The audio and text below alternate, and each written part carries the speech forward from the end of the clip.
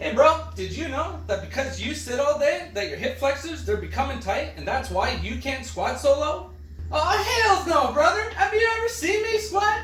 I just tuck my tailbone down so I can get lower to the ground.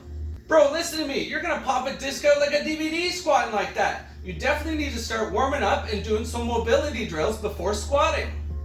Oh brother, you better leave the squat up to me there, brother. I've seen you squat. You squat with your knees out too.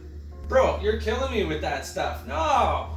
ParkIN Fitness here, ready to teach you guys how to properly warm up and mobilize the body before performing some squats.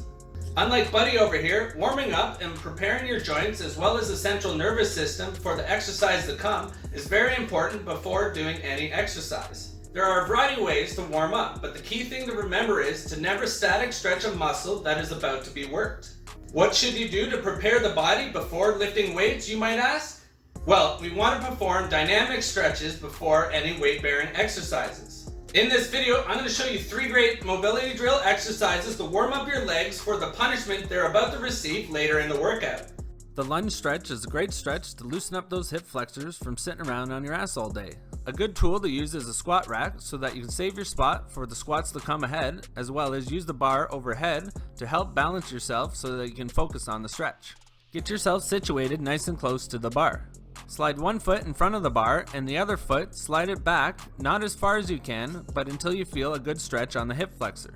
Before descending to the ground, we need to understand how to move our hips to optimize the stretch.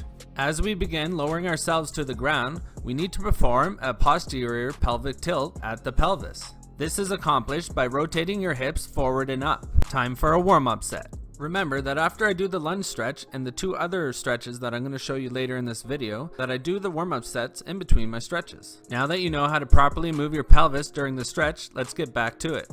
As you lower yourself to the ground, I want you to think about lowering yourself down and forward, but not so far forward that you feel the pressure of your front foot into your toes, but enough to place a greater stretch on the hip flexor. As you lower yourself, I want you to perform the posterior pelvic tilt as described before. Perform this motion at the end range of the movement.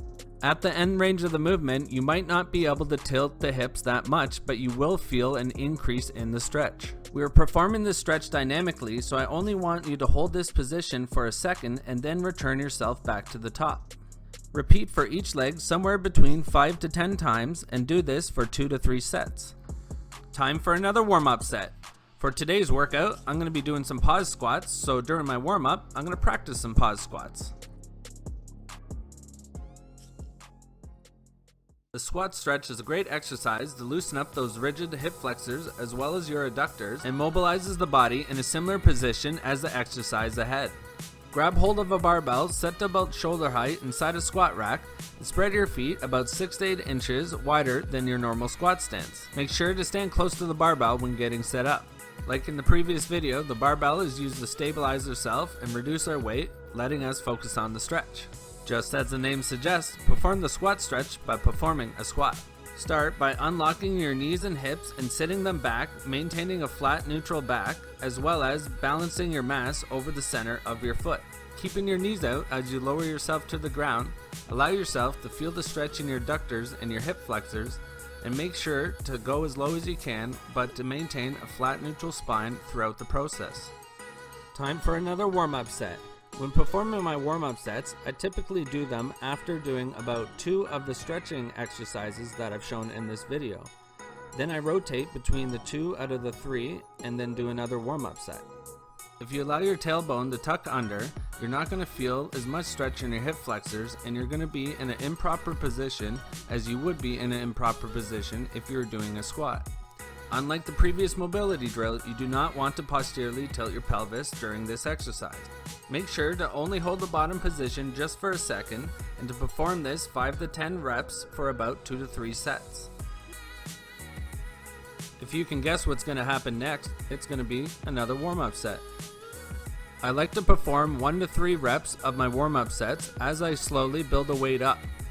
I don't want to tire myself out, but I do want to turn my central nervous system on. This final mobility exercise is going to target your lats. You might ask, why am I targeting the lats? Well, when performing a squat, you need to place your arms in an externally rotated position. If your lats are tight and your chest is tight, which internally rotate them, you're not going to feel comfortable when trying to place the bar on your back. For myself, my chest is stretched out enough, so I focus on my lats. Grab yourself a monster band, a big looking resistance band, and tie it around a squat rack above your head. Place one of your hands through the loop and make sure that the palm of your hand is facing up. Grab hold of the resistance band, and if you're doing your left arm first, step out to the left and back. From here, we're going to think about pushing our hips back and allowing our arm and our armpit to sink towards the ground. From here, we're going to twist our hips towards the right side to allow for a greater stretch of the lats as they do attach to the hip bones. While you're rotating your hips towards the right, I want you to think about rotating your armpit towards the sky while still applying force downwards. When switching to the right arm, we're going to do the exact opposite in terms of how you rotate. You're still going to step out to the side, but this time to the right and back, and you're going to apply force downwards, rotating your armpit towards the sky and rotating your hips towards the left. And here comes the final warm-up set.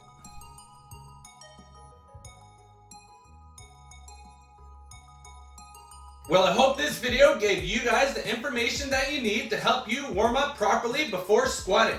If you liked this video, give it a thumbs up, and if you didn't, well, go cry to your friends about it. I'm just kidding. Leave a comment below. And don't forget to like and share ParkIN Fitness on Facebook, Instagram, and YouTube. Also, don't forget for you guys to go to parkinfitness.ca. That's parkinfitness.ca for your free session and water bottle.